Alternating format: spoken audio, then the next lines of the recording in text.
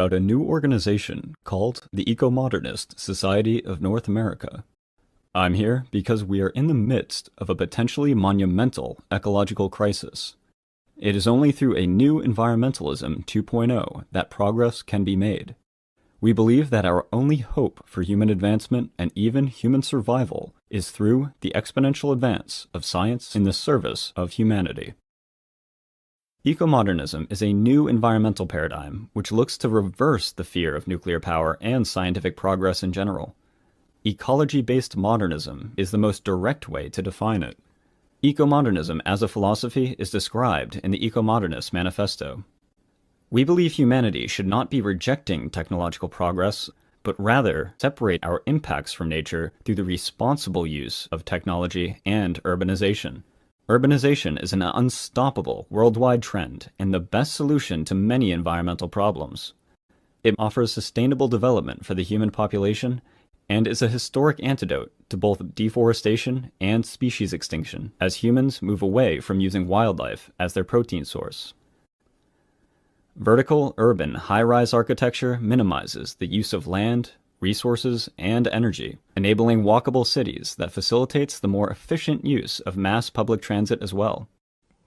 It must be emphasized that our support for technological solutions is definitely not about defending industrial polluters, nor does our defense of technology imply that we just need to sit back and let things take care of themselves.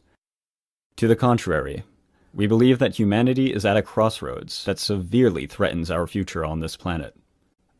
I hope by now you understand the worthiness of our cause. Ecomodernism is really only a philosophy at this time. I want to talk to you about the necessity of turning it into a movement, which will be part of the larger environmentalist movement. For it is only through our presence and participation that there can be any hope of moving environmentalism in the right direction.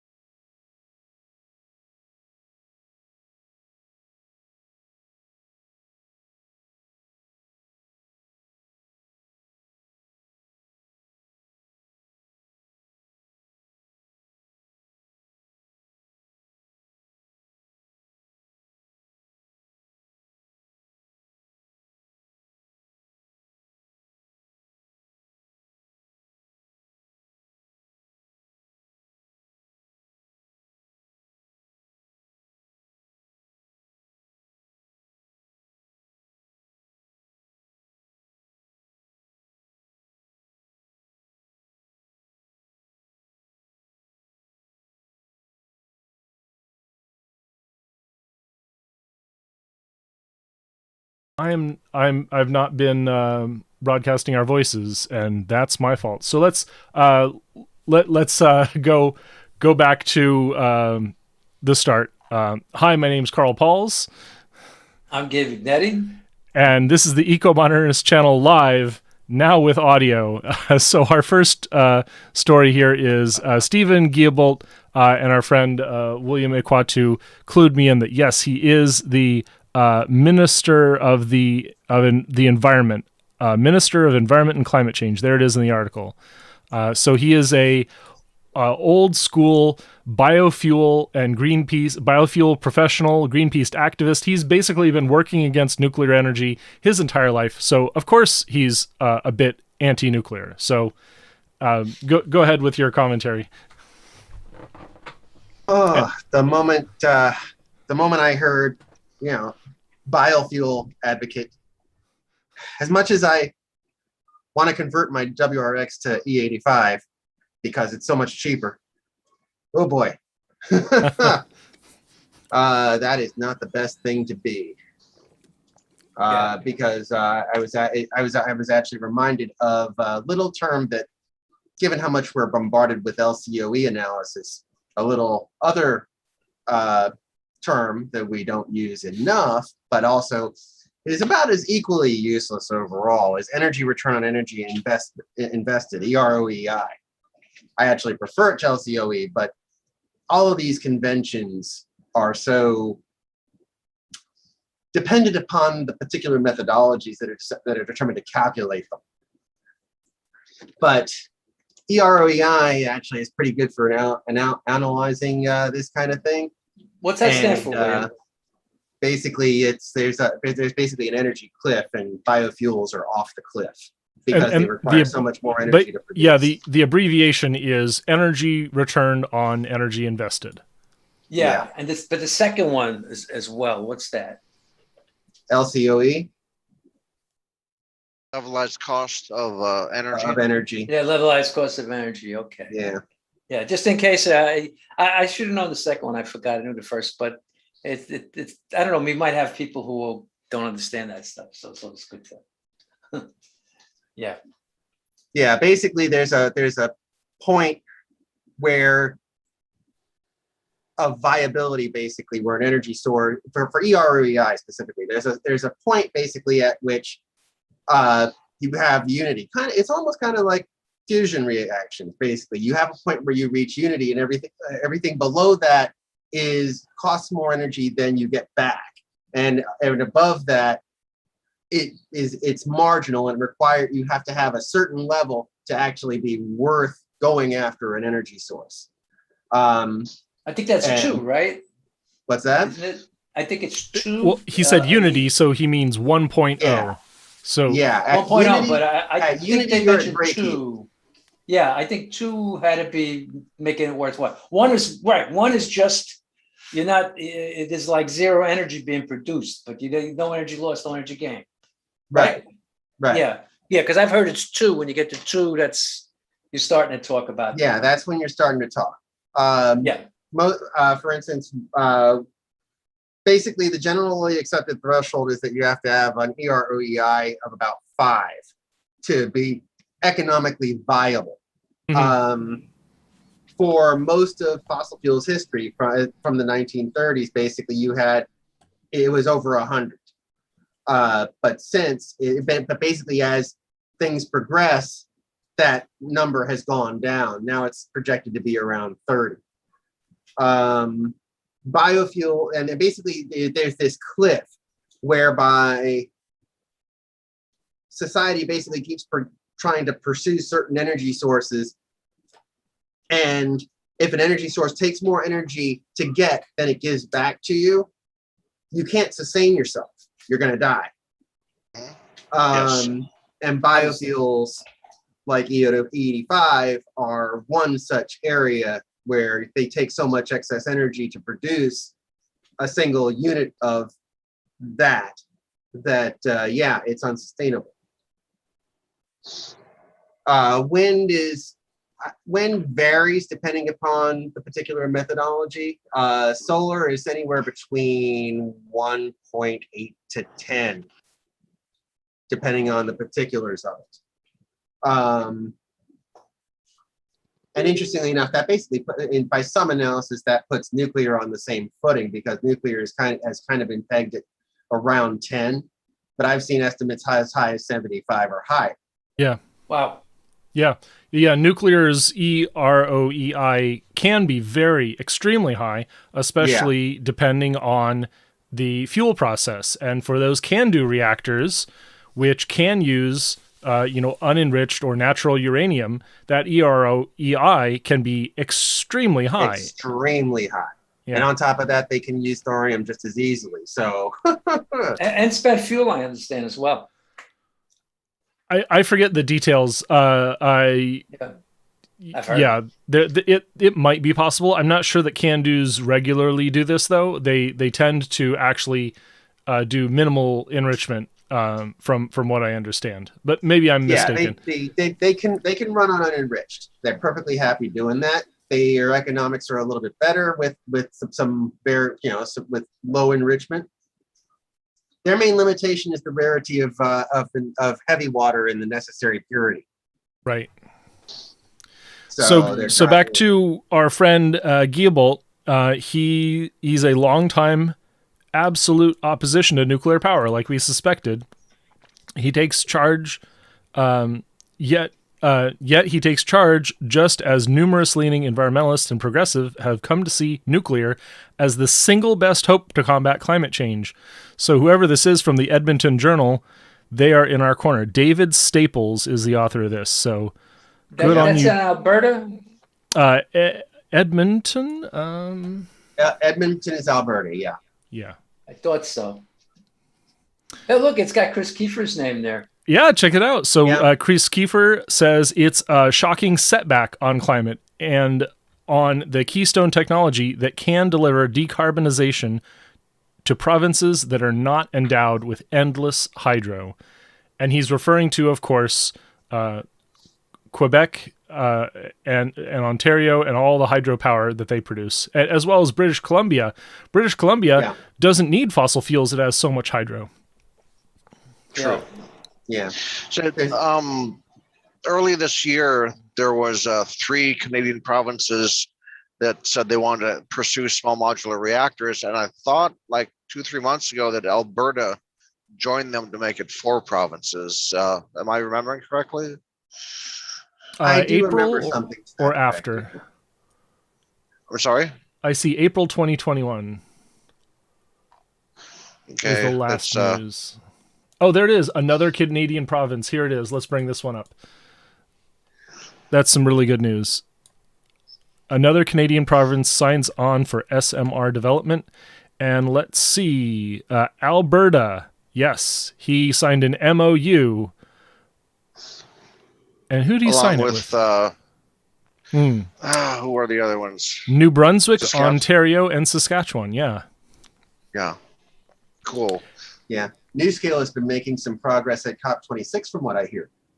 Oh, that's huge. great. Yes. I watched that when it happened. Yeah. Was that an IAEA Yesterday. video or something else? Yes. That was IAEA video. And it was tweeted by a bunch of people on Facebook eventually. Also, there's an interesting engineering article that popped up late that day about this. But NewScale has signed a MOU with Romania to not only build a plant there, but to build a training facility there with a simulator. Which to me, building a simulator is the bigger news because that means they're planning on doing several in Europe. Yeah, that's What wonderful. Are they simulating? What are they simulating? Operating a NuScale reactor. Oh, Yeah, they're looking to actually. They're actually the looking training to train facility. operators. Right. Yes. Got See it. if I can find an image of that. The Chinese are doing similar with their reactors. They're expanding their the educational system to teach to produce more nuclear engineers. Yeah. So we'll definitely get to China pretty soon. This is one of the big news things on my list. And I'm trying to nuclear find has made some inroads at COP26, contrary to all the efforts to keep them out. There's an image of the control room at Idaho National Lab. This is the Sweet. the test facility, and you'll see these are all digital screens, and I think they're touch screens as well. they look like it. Wow.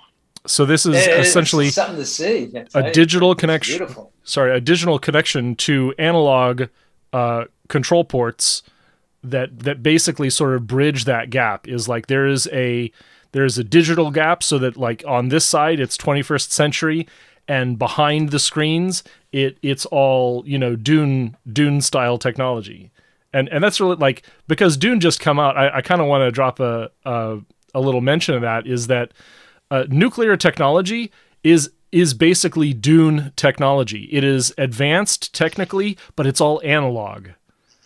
And that's one of the criticisms that some people have of Villanova's vision of Dune, is it's like this. It's where it's all digital interfaces, but they're explicitly analog in the books. Like every single thing in the books is 100% analog, because they ban computers. And that's what it's like on the inside of a nuclear control room usually, is you don't have any computers, no connection to the outside. It's all analog. Who banned Kind of like computers? Battlestar Galactica as well. Yeah. Firewalls everywhere. Well, in Battlestar Galactica, it's not so much that they have banned computers, but they have banned highly networked computers. Yeah. The Adama rule. No, the Battlestar Galactica was the last of the old fleet, which is why they survived. Yeah, exactly. And the whole new fleet was easier to infiltrate. Mm-hmm. Yep. Yeah. Back to. Oh, sorry.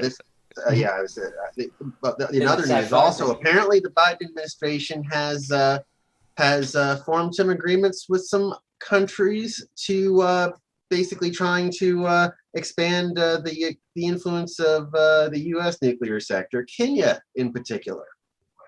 Oh, good. What's that about? I'm not entirely sure as to the specifics of it, but apparently Kenya, much like Ghana, is looking to establish its own nuclear sector, and eventually start building reactors.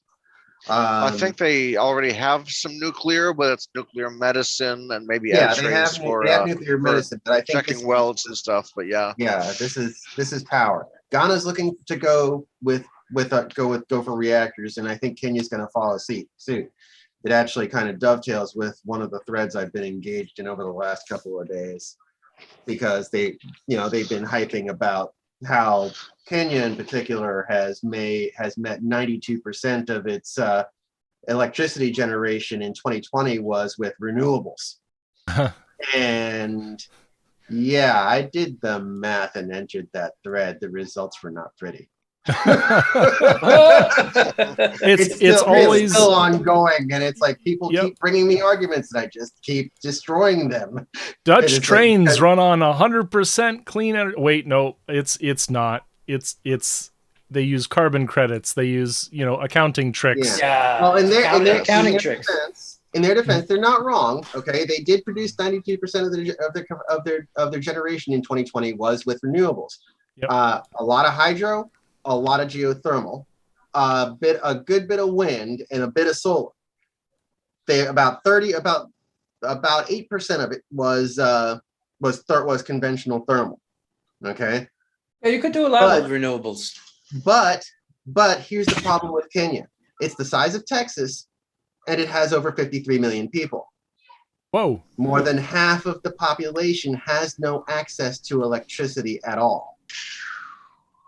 That's not a prescription. More like a third. Yeah, that's not a prescription for the West. The next third is like 5% of the electricity. So all of that capacity is only really servicing like the top 15% of people in Kenya. Yeah, that's a shame.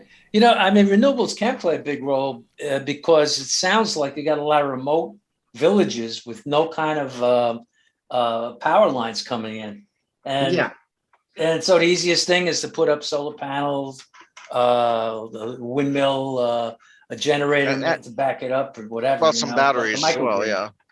Yeah. I mean, but the thing is, it's the lowest hanging fruit. I mean, if you actually look at it, because one of the first pieces of math that I did in that thread was basically to say, okay, here's the generation capacity. According to the article, 2.877 gigawatts.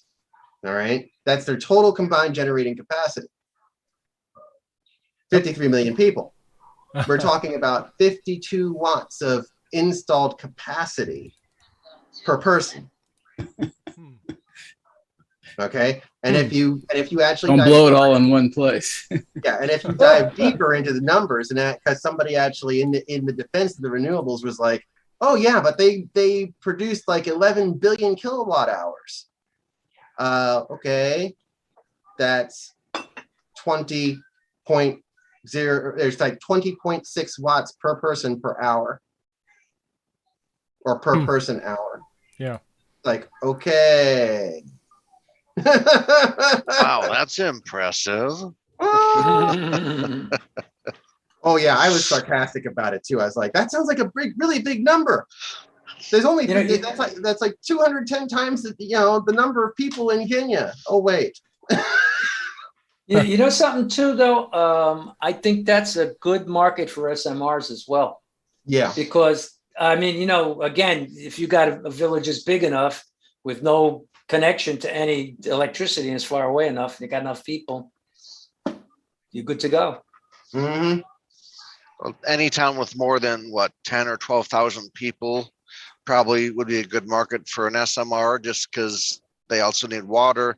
They might need district heating. They might need some industrial heat as well for some of the businesses there. So it's and that SMR can go almost anywhere. It could even be shared between a few villages that are, like 1,000 people, shared between 10 small villages. Yep. And on top of that, their footprint is so small that unless you're deliberately looking for it, you won't even know it's there. True. So true. Yeah, that's very important. That's the biggest thing with nuclear. That's the biggest plus, I think. Yeah. We don't wipe out the local nature and ecology. Yeah. The hydropower in Kenya, for instance, I mean, that's a significant ecological impact right there. That affects run of river ecology. It's people like to say, oh, it's renewable. Is it really? Really? Some of what's sorry. Well, I don't know. I'm going to try to wrap this one up. So basically, we have 300 megawatts in Ontario at Darlington, and this would partially replace the Pickering nuclear shutdown, which of course could be refurbished for much cheaper than some brand new SMRs. But I would be happy with both. It doesn't have to be one or the other. If it's clean energy, I want both. But at least there's a plan to replace that or some of that capacity. Did they publish any possible budget numbers here or anywhere? I know that there's tons of anti-nuclear folks who are predicting that it will be horribly expensive. The biggest the key thing for SMRs, I think that NewScale's figures were about $4,000 a megawatt for overnight build cost, if I'm not mistaken. I believe that may have gone down because the uprating of those reactors, those SMRs, keep going up in actual not thermal but electrical output. So we may see some good news there, but nothing really significant yet. Yeah, they're more expensive than the big reactors, right? At scale, absolutely. Yeah, they're definitely more expensive at scale. By a lot or a little? By a fairly large amount, unfortunately. Okay. Well, the thing is, there are advantages to going big because the bigger a plant is, the more the technically more efficient it is. Right. But what NewScale is aiming for is trying to go for the other side of the equation and bring costs down through mass production. And I mean, when I say mass production, I don't mean, I've argued Albert on this before. Basically, the way we build nuclear reactors is the way Lamborghini builds engines. Okay. Right. Handmade. Every engine is hand built, bespoke. Okay. When we need to be building them like, Toyota 4 cylinders. Yeah. Right. Yep. So, it's literally, you make sure they're within a certain tolerance, but put them on an assembly line and crank them out. Now you couldn't do that with the big reactors to a large degree. Well, maybe. To an extent, yes, but the problem is they require some massive single piece forgings. Yes, yes. And there's only, correct me if I'm wrong, I think 3 facilities globally that are capable of handling the size. Yeah, I've heard that before. That's that one. That's what Carl is showing us. What do you call that again? That part. This is Atom Mash. This is the big Russian factory where they stamp out these rolled vessels. This is the reactor vessel for Rupert 2 at Atom Mash, and this was way back in March. And I think that Rupert 2 has come along in progress. Yeah. So here's them taking it out. Yeah, I think from what I read, you can't even weld them together. You have to forge it in one big thing. You want to minimize the number of welds, that's for sure. Yeah. I mean, there may be some, I'm not entirely sure if something along the lines of friction stir welding might be applicable to make them out of smaller parts, out of smaller component pieces. Basically, friction stir welding is a technique that, for instance, is used in the aerospace industry to manufacture, rocket fuselages. Okay. Mm-hmm. The SLS in particular, for instance, Boeing spent a lot of money to perfect friction stir welding for the SLS because that tank is so much bigger than the old space shuttle external tank. And it basically makes the welds pretty much as close to perfect as a weld could ever be. Yeah. So all of the context of this is that Canada is really making progress despite this boneheaded appointment of this Greenpeace and Equiterre and biofuel worker. He's just not a good guy for nuclear. I wonder something though, Carl. Mm-hmm. They say when that like when radical political parties come into power, they end up having to moderate.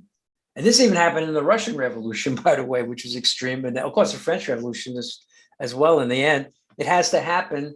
And they do end up adapting because there's a difference between running for office or, looking to take the government and actually having to govern. Yeah. Because, I talk with, I know you all do this too. When you debate with anti-nukers, everything on their side is very conjectural. You notice that? If they actually had to run a system, they would... they could kind of neatly shove your criticisms and objections to the side. But when you got to actually run the system, that slaps you right in the face. So we don't know what's going to happen with this guy. Mm-hmm. If how adaptable or how smart he is the question, I guess. Yeah. Yeah, it depends on how beholden to his ideology he is. Yeah. He's not the only one guy is not the only power there. Yeah. So if the policy direction is, and the other appointees and part of that administration are going a certain direction, he'll have to get with the program. So that's true too. In case anyone forgets how trustworthy Greenpeace is as a ecological actor, we've got their stunt on the Nazca lines in Peru. So I think they show us every week, man. Yeah, don't forget Greenpeace Energy. That's right. Just had an argument on Twitter about Greenpeace Energy, and the dude's like, "Yeah, it's like the 2020 data is old, and they don't actually use the gas for electricity. Well, they're still pumping fossil gas, and they're still calling it clean energy. So you're just lying." I can't fathom why they going into the gas business.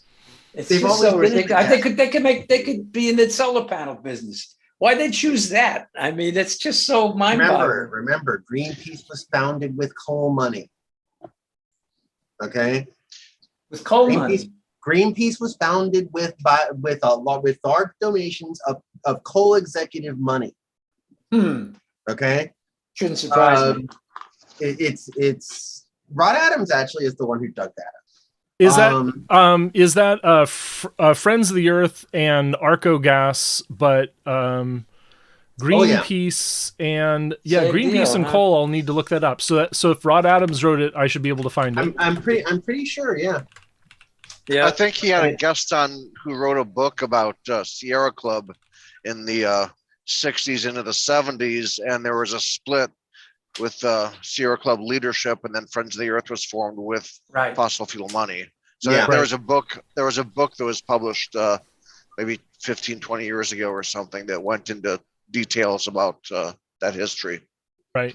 Yeah. That was most of the big ecological NGOs have at one point or another either been accepting fossil fuel donations directly, were invested indirectly in fossil fuel funds, so on and so forth.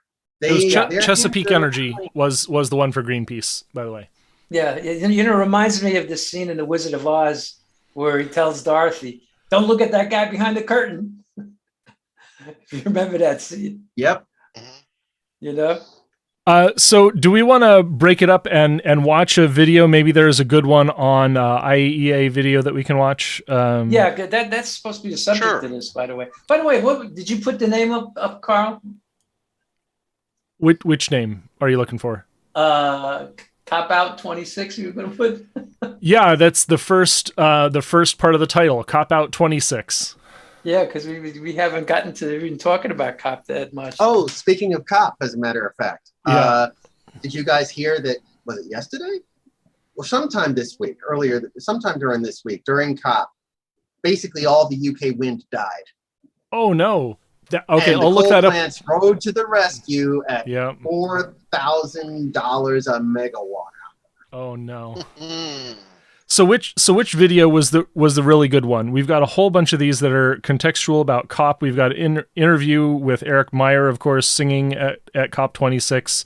But maybe there's a better one to get into this. What do you think, Chris? I'm not sure. Okay. I've only seen a couple of those. Yeah, some of these are really long. Interlude, you get Eric, Okay, let's watch Eric, and we can look up the next bit. That's an ad. And I'm sorry I'm not sending audio to the panel. Maybe I can fix that for you. Okay, you're the guy. And this was live streamed, so I'm gonna fix up the.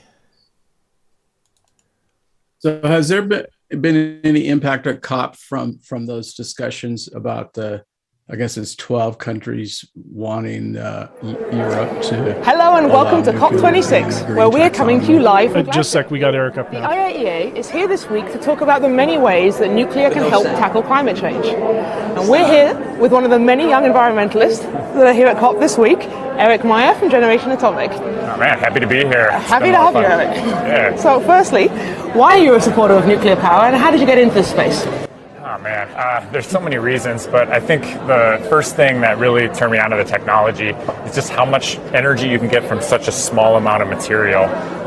Somebody explained to me that like a golf ball size chunk of uranium could power your entire life of energy, and everything from electricity to transport, heat, everything. And that's kind of mind-blowing. It's the closest thing we have to magic, I think. And can you tell me a little bit about Generation Atomic? Yeah, Generation Atomic started about 5 years ago now in the U.S., but we're internationally active. We organize volunteers to fight for nuclear energy in their communities. This past year, we've had some big wins, probably the biggest of which was we saved 30% of the clean electricity in Illinois with 2 nuclear plants, Byron and Dresden stations. So talked to a lot of the state level legislators, made a lot of memes, and eventually they got a law passed that saved a third of the the clean energy in the state. So I feel pretty good about that. I can see there's lots of other young activists like yourself. So what is happening with this movement here at COP? Yeah, what you're seeing behind us, I guess, is the Nuclear for Climate Coalition, or as I sometimes refer to them as Team Nuclear. They are from all over the world. I was just trying to count the countries. I think at least 15, maybe over 20 people. There are people like, Dinara, who grew up in Kazakhstan, decided to become a nuclear engineer, lives in Berkeley now. People like Rauli, who is a Finnish author who first started writing about peak oil and now has written a award-winning book in Finland about how nuclear energy is essential for climate change, and then tons of people who are nuclear engineers, and maybe they got into it because they thought the science was kind of cool, and then they realized that this technology is so important for a prosperous future for humanity, and they realized there's kind of a higher purpose to advocating for it. And it's been so fun working with all of them. And how are you making a difference? How can young activists really change things? Oh man, I think a lot of it is changing people's perception of nuclear because of over 60 years of cultural, almost indoctrination. People's kind of gut instinct on the technology is that it's uniquely dangerous, uniquely dirty. The waste is just impossible to deal with. And so what we're doing is we're trying to kind of cut through that noise that people have in their head about it with some really interesting mnemonic devices and comparisons and analogies like this one we have behind us. You see, should I say a little bit about this? Yeah, absolutely, please, yeah. We see a giant gummy bear here, and we use this to remind people that the small gummy bear, which is about the size of a uranium pellet, that's as much energy, if it was made out of uranium, as a ton of coal from that small little bit. So that, of course, means us as humans will have a lot less impact on the environment if we use nuclear energy, because you just need to dig up a lot less stuff out of the ground than you do with other technologies. This bear obviously is a lot bigger than that, but we crunched the numbers and we found out that if this bear was made out of uranium, it would be enough to power Glasgow for 16 months. That's a city of 1.6 million people. Wow. And do you think people are listening? Are you feeling like the debate is shifting? Incredibly so. Yeah. It does feel like there are some tailwinds here. It looks like the European Union is going to include nuclear as a sustainable technology, which has been another fight we've been a part of for a couple of years now, sending in letters. We sent in over 5,000 letters to the European Commission a few months ago with all of our allies here and their organizations. Saving reactors in the U.S., there's been a lot of legislation that's included advanced reactors and even saving some of the existing reactors. So we see it changing in the policy. And this is my 5th COP. And the difference between this and then before, you couldn't even say the word nuclear. It's completely taboo. And now we get people that are walking up. They're so curious about it. They want to know how it can help their country, whether they're from sub-Saharan Africa or Armenia. And these guys have a lot of good answers how it can. And what are you going to do to keep the momentum going? Keep the momentum going. I think, keep being creative about our advocacy approaches. We're coming up with new stuff all the time. There might be a video next week based on the Monty Python skit, but the nights you say nuclear, bring us a reactor.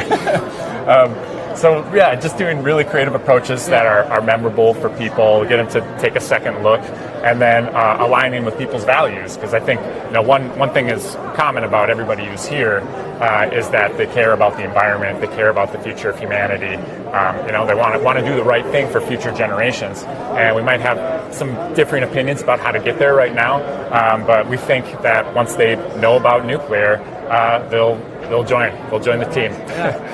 So lastly, I hear you like to sing for nuclear. Yeah. Would you like to give us some examples? Sure, yeah. This is like my first foray into advocacy was rewriting classical opera, a song from Carmen, the Toreador, to be about nuclear energy. And then I've done a few since then. So it's kind of fun. We'll sing a few bars for you. Thank you. Here we go. Nuclear power holds the key to universal prosperity. It is nuclear energy we must embrace for the human race. And if we build it, history will show it was the right way to go. That was fantastic. Thanks. That's fun. So thank you so much for talking to us today. I really, really appreciate it. That was really great to hear your viewpoint and to hear your music. Hopefully we can speak more this week. Yeah, that sounds great. Thanks so much for having me. Thank you. Thank you so much for listening. Please tune in later today and for the rest of the week to see many other interesting interviews about nuclear. Thank you. Yeah, there we go. So I cut it off for you just so that I wouldn't drop the ball on transitioning back. And so we found the article for William, and we found some more cool stuff from Mark Nelson, Energy Bants on Twitter. And I'm gonna make sure that we're the right perspective again. I really need to fix get it so that my keyboard can do all of these instead of clicking around in OBS. There we go.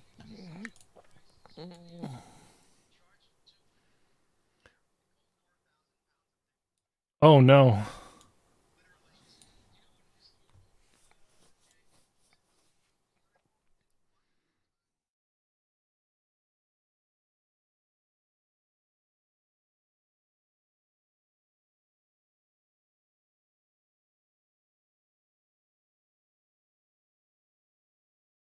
I mean, this is really unconscionable that the UK had to fire up coal during a climate conference.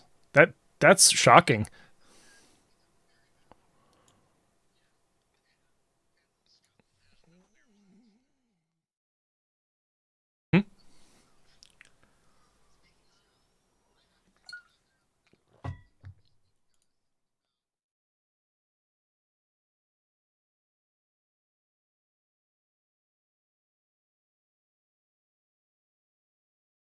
Someone in chat mentions that Drax is usually biomass, and that would be correct, except that it's a cogeneration or a multi-fuel facility, and so I assume, if this article is being correct, that they did not have enough biomass to fire up. They had to switch to hard coal.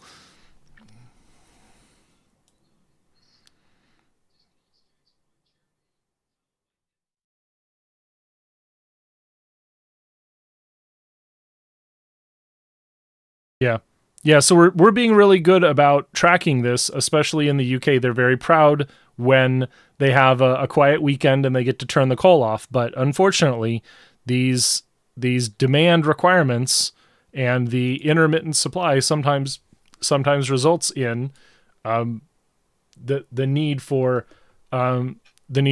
Oh, I made a boo-boo again and had your mic turned off. So almost. Practice makes perfect. Yeah. Sorry, I cut off Gabe and William's comments there. William was sort of explaining something that I reacted to. So you got the gist that basically this is coal, and it's really exorbitant. They had nearly 100 times the normal wholesale price here. Yeah. So please continue. This is the game that Fossil plays. Fossil is allying itself with renewables because this is exactly the game they want. They want a destabilized game. They want to be able to pull back on the amount of generation assets they have, okay? And because they don't see electricity as the commodity that they're selling. Which would you rather be selling? A bulk commodity that the market determines what the price is, or a boutique commodity that you can dole out when people really, really want it? That's the game that they're playing. Yep, it is. And, it is rent seeking. As far as the Go ahead. Yeah, part of the hypocrisy. I'll mention that this morning, for people talking at the COP about deforestation. I guess there's a FAT agreement, FAT, forestry, agriculture, and I forget what the T means. But several people talking about how we need to have sustainable responsible agriculture and forestry practices, and yet they've got the Drax plant there in the UK, along with fossil fuels that are taking advantage every time renewables drop the ball. Every And time guess we where can't Drax- harvest renewables, yes, boom, Guess where Drax gets so much of its biomass? The U.S. United States, yeah. The Carolinas, isn't it? They're cutting down some forests in the Carolinas to power that, from what I heard. Yep. Is that like the virgin forest, or are they growing it like pine to use? It is. It's not old growth. It's sort of It's like not old growth, yeah, but they start by cutting virgin forests, then they turn it into a tree farm. yeah. Right. So the original is old growth. Mhm. Yeah, and this Yeah, this it I'm has to gonna be. I'm gonna skip Mark for the minute, but we have this article where we're talking about the pledge to end deforestation, right? And Indonesia said, well, we really wish we could, but our people need cooking fuel. They're starving. They have no energy resources, and so the subsistence farmers and the plantations, the palm oil plantations in Indonesia are a major part of their economy. And so here's the environment minister saying that the pledge to end deforestation is inappropriate and unfair. They're prioritizing their economic growth. Saying, hey, you Westerners, you've got all the economy and all the production that you could ever want, and you're forcing us to sacrifice after you've gotten all the benefits. And they're right. They're right, but they're also wrong, because that deforestation is only going to last so long. They are following in the footsteps of Haiti and Madagascar. It's self-defeating. It is. It's As a true. matter of fact, they're also following in the footsteps of Brazil. Have you guys taken a look at Brazil lately through Google Earth? No. You should. Yeah, You should. I have The a amount- place. Oh my Lord, the amount of that main forest that's gone now is, I have a place And it's- bookmarked for us, actually, for Indonesia. Here's I'm going to bring up my Google Earth and or Google Earth Pro. Let's make sure we. Yep. William, you said there was a good spot to look. Basically, you got Brazil here. The deep You're green, fast. is untouched rainforest. So we're Okay. going to look at someplace like here, and we can tell it's definitely been deforested. Yeah. There's all sorts of even Yeah. away You need from to the pull that out a cities. little bit for the big And picture, that yeah. used to go all the way to the Atlantic. Yep. So I'm going to go here, and it looks like there's not much there's like not much facilities for people here, but if we go into view historical imagery, we can start to go back, and we can go back in time. Like 600 years, maybe. Well, we can Not only go that back to far. 1969 because of satellites. Well, I just want to throw in that my understanding is before Europeans came, about 450, 500 years ago, a lot of the Amazon basin was already deforested, but it was sustainable agriculture that was there. And then the Europeans came, like 95% of the natives died of disease that was brought by the Europeans. And that's when the Amazon that we think of today as being full of forests, that's when the forests came back and took over all of the sustainable agriculture, which had been like 70% of the Amazon basin, is my understanding. So I just wanted to throw that in there for Yeah, for What they're historical doing now is context. not sustainable. that's totally different. Yeah. So I found a good spot, and here's a deforestation spot on Google Earth for the Amazon. So it's forest in the 90s, lush green forest. Then 2000, here some spots are springing up. They're cutting in, they're getting bigger and encroaching further in and just taking giant swaths of rainforest away, and then it dries out, and then they cut in more. Yeah, and I understand that the entire Amazon is under threat from climate change. Yep. If we don't do things, some serious stuff, it could turn into a savanna. But it's not the lungs of the planet. I mean, we could still have oxygen, but it could be worse. It could be a carbon source instead of a sink, and that's what we got to avoid. Yes, tipping point. So I'm going to jump way back over to Indonesia because that's where we started, and here's a similar path through history.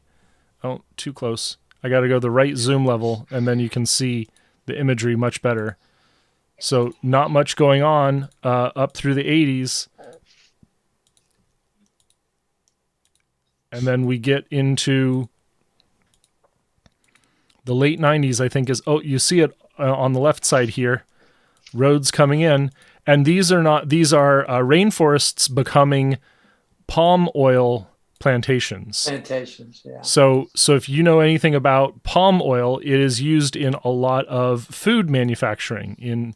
There's a big chunk got cut out in the last 10 years, and then even more and more, until we come to present day, and the forest part of this is extremely small now.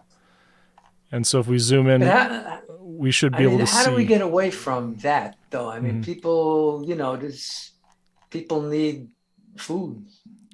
Well, do you need palm oil is the question. Couldn't you use a different source? You don't need palm oil to supplant the calories in the products that you have, and you don't even need to have an oil-based product. Like, what would that be? Cheese, candy.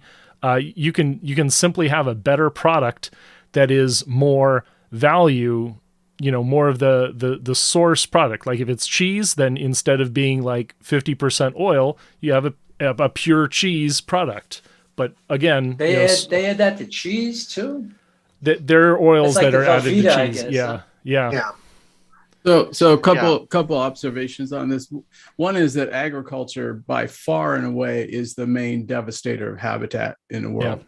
These are some examples where it's deforesting, but even where it's not deforesting, it is, it's the runoff on square miles of impact and destroying habitat and extincting species. Our agriculture is by far, and we're developing technology to go to industrial type, manufacturing type farming systems, but we don't know how fast that's going to come online, but that in the end, if we can stop using extensive territory for agriculture, I think we have to. I don't think we can support our population with extensive agriculture and still have diverse biodiversity and all that. The other thing is, this is a similar problem to carbon tax, in that we might agree that something's an overriding common value for human society and ecosystems, but the impact of a fiat declaration or a time frame, hey, this is going to stop here, doesn't fall equally. Some people have their livelihood pulled out from underneath them, and others it doesn't impact them at all. And if you proceed with things like that, then you get revolts like the yellow vests. So I'm not saying I have the answer for the problem, but there is a reality of unequal impact, and we have to find a way to balance the equality of sacrifice with achieving our goals that we're trying to. So we've got said, about, but not easy done. Yeah, we've got about 7 minutes left. So if you don't mind, I'm gonna burn through the rest of the articles that I have online, and then we can spend a lot of time afterwards talking about them. So big news and another view of the activism that happened yesterday. We had a big march, Fridays for Future march all across Europe again, and especially in Glasgow. So, of course, in Amsterdam, there was a Amsterdam climate march, and the city briefly banned nuclear supporters. Wow. And think about that. This from Mark Nelson. So he is actually on the ground. He was on the ground before when we had an assault on a nuclear supporter in Berlin. And so what's the answer? Is it that we should capitulate to street violence, or do we need to stand up and be brave in the face of this? And when governments enable more street violence or let the terrorists win by capitulating to street violence, we are all going to lose. So the city reversed this policy, and so then we have this wonderful scene of 8 people in Melty the polar bear costumes at the climate march. So that was sort of a wonderful turnaround. Who was trying to attack? Who were the groups? I was curious to ask that myself. So the previous attack was folks at the climate march in Berlin, and they ripped up the signs,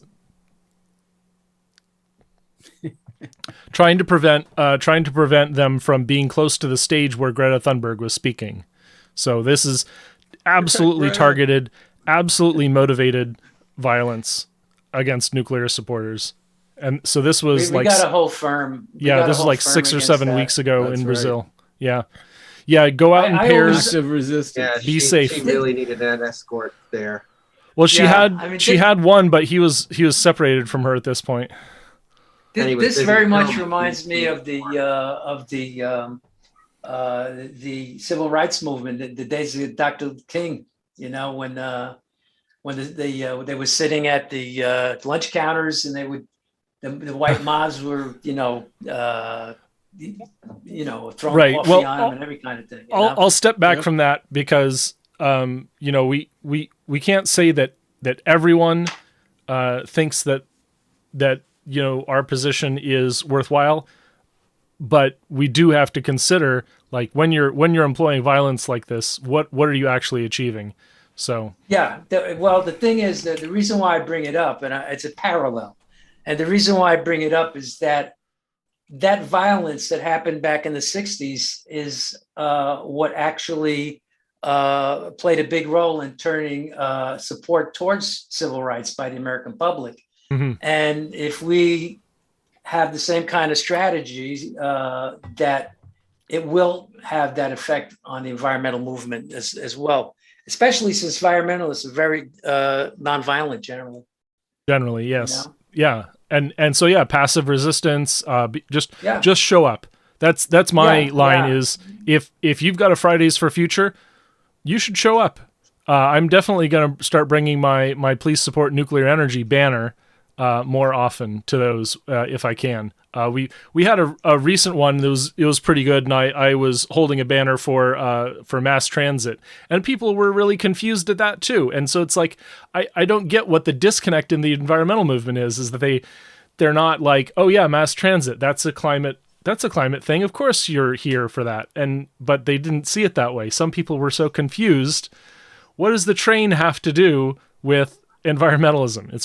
We need to get dumb question. We need to get cars off the street. That. Yeah, I've never found that, but I'm gonna tell you a story though.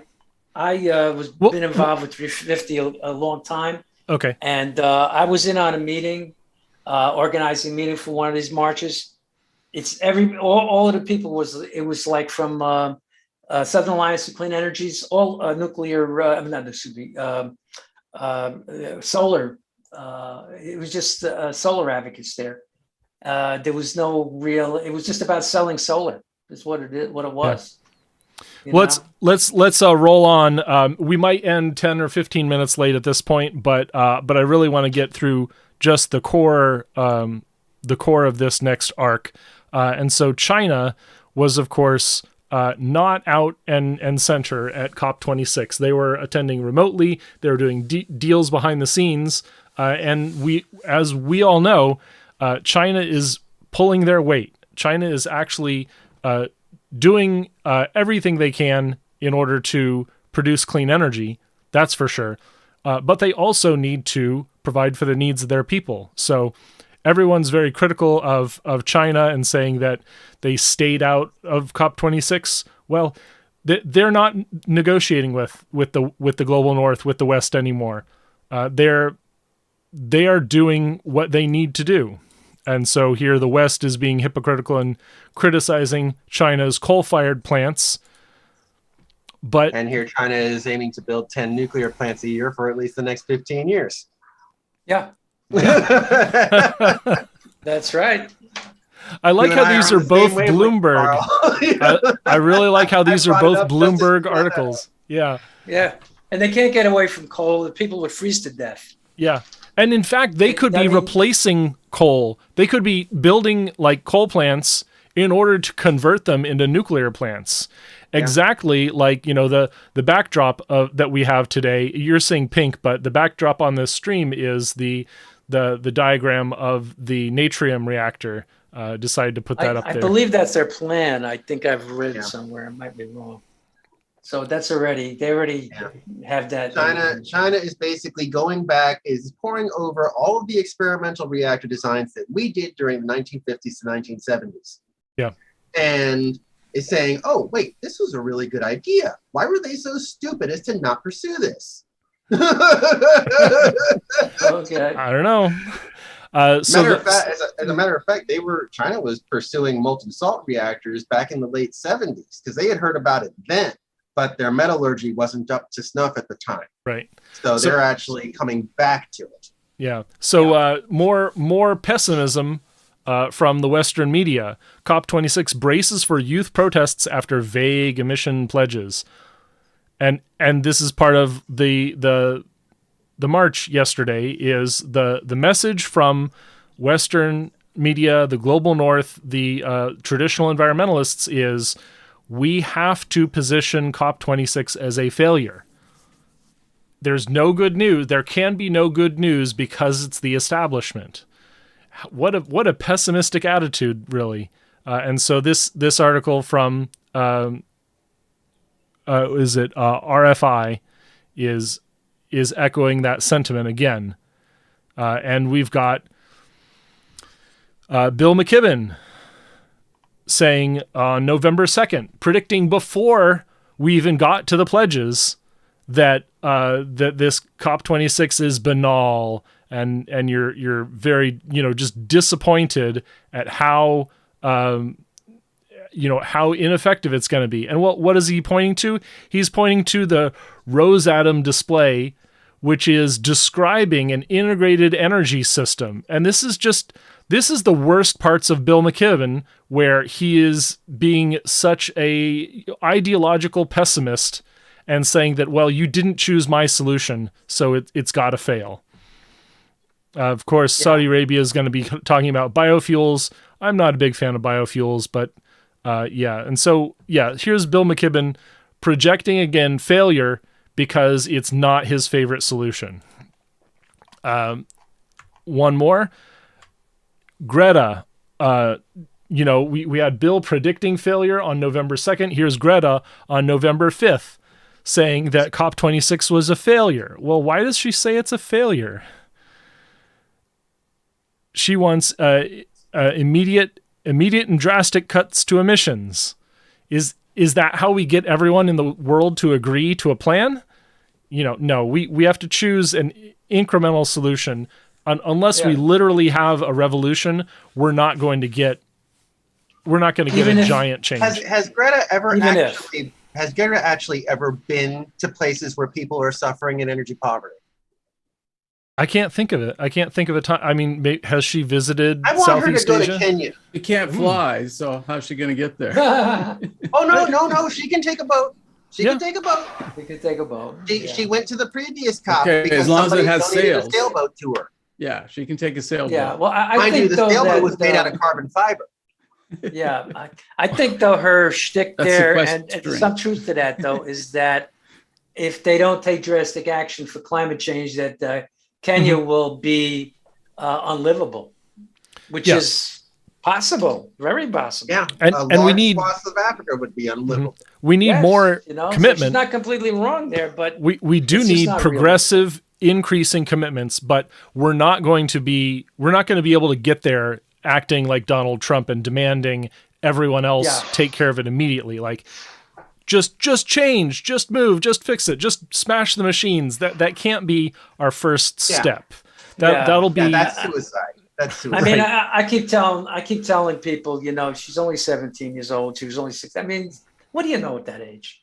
You know, I don't blame her for it. I knew a lot more than she does. Well, I don't blame her for what? it because she is surrounded by these people like McKibben, Yes, that Leonardo DiCaprio. She is surrounded by people telling her what to say.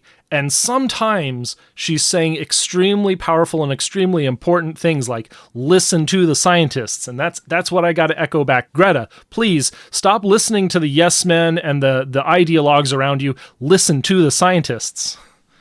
Yes, exactly. Listen to Hansen. you might catch on someday. Talk to James Hansen. And listen to people who live in places where this suffering is occurring. And so Rwanda here has a criticism of Greta. She's coming back and saying that they're just complaining for complaining. And this is what you were talking about, William. We need a little bit more of a dose of reality in that places like Rwanda, people are hurting for energy. They're hurting for economic prosperity. They're hurting for an end to poverty. And that takes energy at this point, unfortunately. I would wish that we would have a solution to poverty that didn't require the use of energy to replace human labor. But that's what it takes. Oh, and that's not, I mean, having nuclear power is all it takes. Yeah. I mean, it's not bad to have energy. It's just the price that you have to pay. And energy is the foundation. Right. Exactly. And nuclear is, I always say, E equals MC squared. Amazing miracle of modern technology. As like Eric said, I mean, it's just so energy dense and so such a tiny ecological footprint. And it's natural too. I mean, radiation is ubiquitous. We live on top of a big atomic furnace called the Earth. Right, and to declare the COP in Glasgow a failure when it still has another week to run. That's, throwing the baby out with the bathwater. I know. And we're getting. I hate this pessimism too that comes from so many environments. Just stop. I mean, that's not a way to win over support and to build morale. You know, by just saying it's going to fail. It's just so negative, man. Just stop, please. You know. So here's the answer: is we do have hope. Landmark agreements at COP26 put the nails in Coal's coffin. We had at least 25 countries have already agreed before COP is over. They're ending public subsidies for oil and gas development, and 23 have committing to ending coal altogether. Now, if we can get something like that from the UK, where no matter how much they need it, they will look for an alternative to coal, and they're not going to turn it on no matter how badly they want to. Just end coal. And that's a really positive, a positive outlook and a positive extremely commitment. Hard too to do. It is super hard. As we saw with the UK, with the wind, when the wind runs out, here comes the coal. It's a little bit, and it's super expensive, but you just need it sometimes. When you're running out of power, you either turn on the coal or you end up shedding load like they did in Texas last winter storm. Yeah. I mean, you need to have like a World War II type of build, I think. But even with that, it's a long transition. You can't just keep it in the ground. Right. That's a slogan. I mean, and people take it seriously. You It's can't do it. got to be a gradual drawdown. And we basically have to have the energy in place to not just deal with the electrical grids and to electrify everything, but also for those things that can't be electrified to be able to synthesize the fuels we need. So we're not actually using biomass to convert to, say, E85. We basically need to do what SpaceX is trying to do on Mars and apply some of that technology here.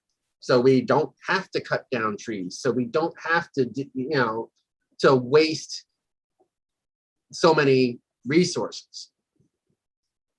energy. So with that commentary, I'm going to say thanks, and I'm going to cut all of our mics so that we can talk amongst ourselves while Robert Bryce gives us his testimony on our energy infrastructure. And the good news is excellent. Yeah. And the really good news is that we won a little bit. We've got $6 billion to help keep existing nuclear plants online. We've got $6 billion for advanced nuclear research. That's a start. If we can spend that money judiciously, if we can keep things, nuclear plants online, especially Diablo Canyon, which is facing some horrible ideological opposition, then we are going to save a lot of CO2 emissions. So let me make sure that I get Robert's audio correctly so that I don't have to overlap. Do you want to listen to Robert or do you want to talk amongst yourselves while this is going on? I like listen. Okay. Okay. So I'm going to cut my mic and put Robert on, and I'm going to take you off the broadcast. So if you want to chime in, the audience won't get interrupted. Oh, cool. No sound.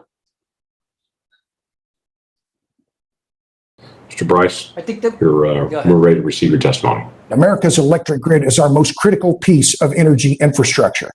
The grid is the mother network, the network upon which all of our critical systems depend.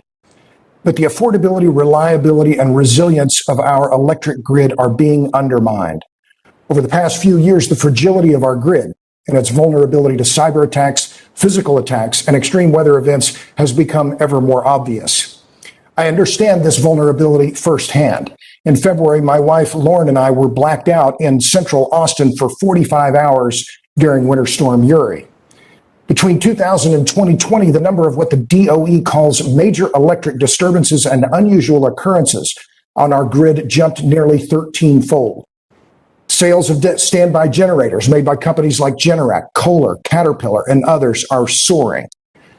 Our grid is being fragilized by three things. First is the increasing reliance on weather-dependent and intermittent renewables like wind and solar. In August, the North American Electric Reliability Corporation identified changing resource mix as the most urgent challenge facing the electric grid. It also said our generation capacity is, I quote, increasingly characterized as one that is sensitive to extreme, widespread, and long-duration temperatures, as well as wind and solar droughts. The prolonged wind drought is one of the reasons why Britain and much of Europe is in an energy crisis today. In March, at a Senate Environment and Public Works Committee hearing, Xcel Energy CEO Ben Fowke said, I'm quoting, at higher levels of intermittent renewables, the cost of the energy system begins to skyrocket and its reliability degrades. The second factor, dozens of coal-fired power plants as well as several nuclear plants, which provide resilient baseload power and help keep the grid stable, have been prematurely shuttered. The closure of those plants has made the grid more reliant on just-in-time delivery of natural gas. I'm pro-natural gas, but since Enron declared bankruptcy 20 years ago, the amount of gas burned for power generation has more than doubled. Finally, regional transmission organizations like ERCOT in Texas and CAISO in California are not providing enough incentives to assure the reliability and resilience of the electric grid. So what must be done? First, Congress must prevent the closure, should do all it can to prevent the closure of more coal and nuclear plants until regulators can be certain that their closures will not reduce the reliability and resilience of the grid. Second, the federal tax incentives for wind and solar energy, the PTC and the ITC, which are costing taxpayers billions of dollars per year, must be eliminated. These subsidies distort wholesale power markets, make the grid more reliant on the weather, and undermine the financial viability of the thermal power plants that are essential for grid reliability. For years, renewable energy advocates have claimed wind and solar are the cheapest option.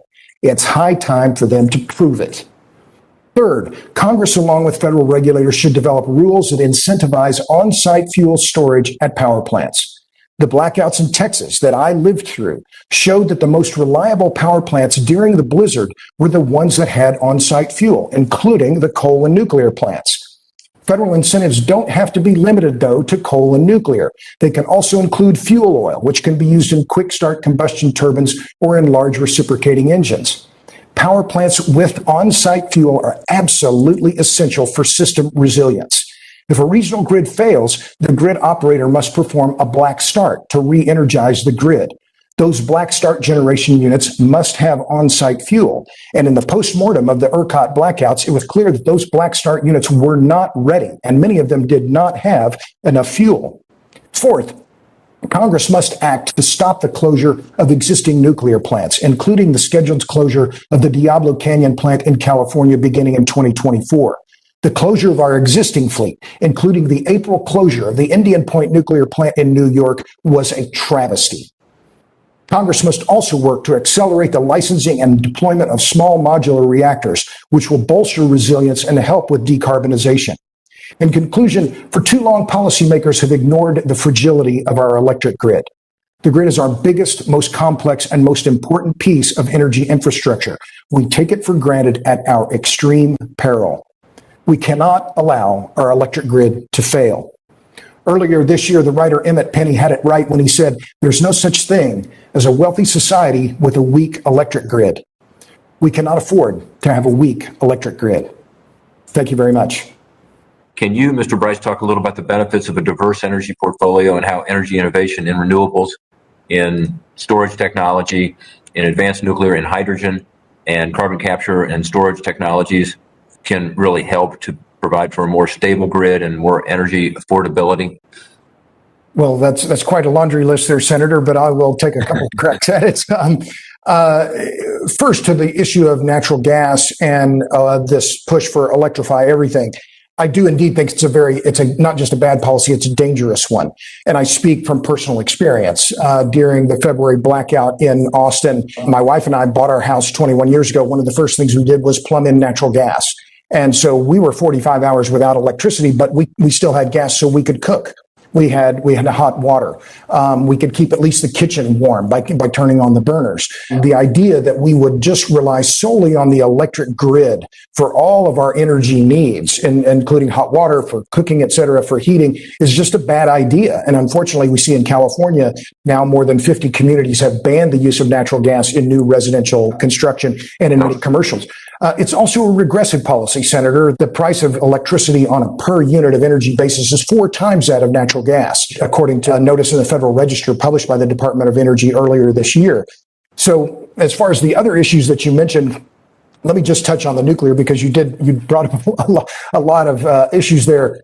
Adamantly pro-nuclear, sir. If we are serious, and if the Senate, if Congress, if we're going to be serious about decarbonization in the United States, we have to get deadly serious about nuclear energy. This is the 5th time I've testified before Congress. I've been consistent over the last 10 years in my testimony before Congress. If Congress is going to be serious about decarbonization, we need bipartisan long-term support for the development and deployment of new nuclear reactors, and we need to preserve and extend the lives of the existing reactors in our fleet. You know, the rest of the world is going to surpass us unless we catch up on that technology. The Russians and the Chinese are the ones that are now leading internationally on the development and deployment of new nuclear. French President Macron, just in the last few days, in response to the gas crisis in Europe, said the French are now going to be deploying small modular reactors. The U.S. needs to get off the dime and move quickly. That's not happening right now with small modular or nuclear power. The reasons I hear most often is the cost and the investment there, but the capital that's required to be able to do that initially. And the second issue has become the permitting, that no one wants to put $8 billion forward to be able to prepare for a nuclear power plant if it's going to take 15 years in permitting, and the uncertainty of who will be president and what the rules will be when they actually get to that spot. Is that correct? Not correct? What do you think is the reason we're not seeing more nuclear power at this point? Ray Rothrock recently said the Nuclear Regulatory Commission and the federal government present, in terms of the licensing, an uncontrollable risk for investors who want to build new nuclear plants. The length of the licensing process is a gigantic hurdle. We've also have the recent experience of the nuclear plant in South Carolina being canceled. The plant Vogtle in Georgia is over time and over budget. I think that it's clear as well that those plants, and generally speaking, are just too large. We need smaller reactors that are going to be lower cost that we can build at scale and do so quickly. How do we scale up a new nuclear manufacturing sector in the United States? Robert Hargraves has a company called Thorcon. His idea is fabricate them in shipyards. Europe and in many parts of Asia, they're dealing with availability of electricity right now. They've had a pretty significant challenge in multiple different areas in Europe and across China. We're watching that. We're also watching in India in capabilities. What are the key features that you see there in Europe, China, India, that they do not have enough electricity right now to be able to supply demand? What do we need to pay attention to there to make sure we don't have that here? Based on what I've seen traveling around the world over the last 5 years, India, Iceland, Lebanon, Puerto Rico, New York, Colorado, people, business, and countries will do whatever they have to do to get the electricity they need. And so what we're seeing in Europe is a return to coal in a big way because natural gas is so expensive.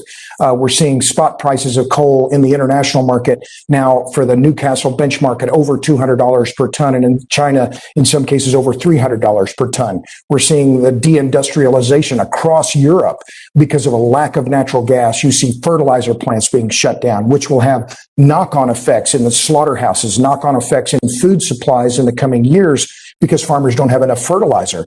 This is due to underinvestment in hydrocarbons. And now this is not a popular view, but this is the reality. The world still runs on hydrocarbons. And now we're seeing without enough natural gas, Europe is in crisis, and it's affecting multiple industries where steel producers, aluminum producers in China are shutting down. We're seeing the knock-on effects of not a lack of renewables, a lack of hydrocarbons. Thank you for that. That's helpful to be able to get a context on. Again, this particular subcommittee, we deal with the issue of energy diversity to try to make sure that the United States maintains a diverse energy portfolio that works and that is reliable and that's resilient enough to be able to manage it. We've obviously seen some gaps in our resiliency in multiple areas with blackouts and things that are happening in California, with what's happened in the Great Plains, in the Midwest, in the Storm Uri last February, but we've seen in other areas as well. So we're going to continue to be able to work on this. All right. Wow. Thanks for that. Wow. Yes.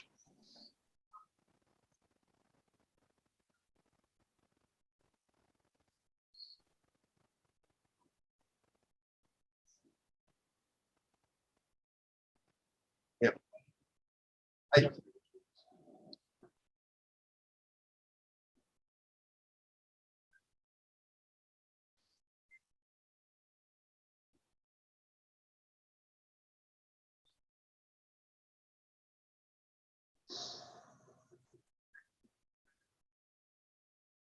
I was muted. Thank you.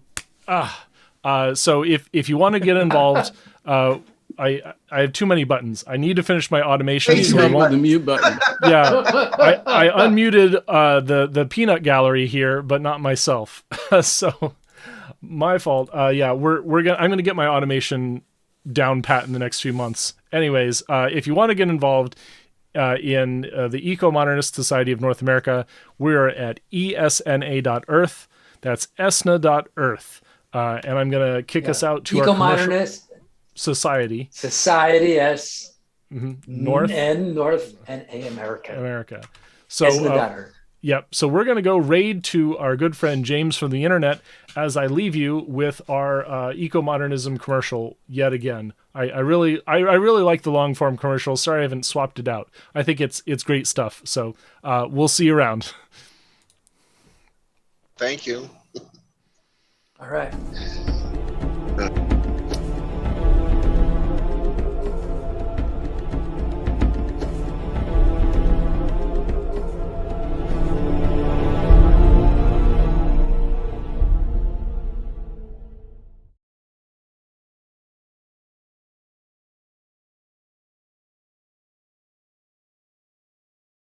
Carpe touring. Oh, so I'm not oh, it's 4+ channels. There's others. Okay.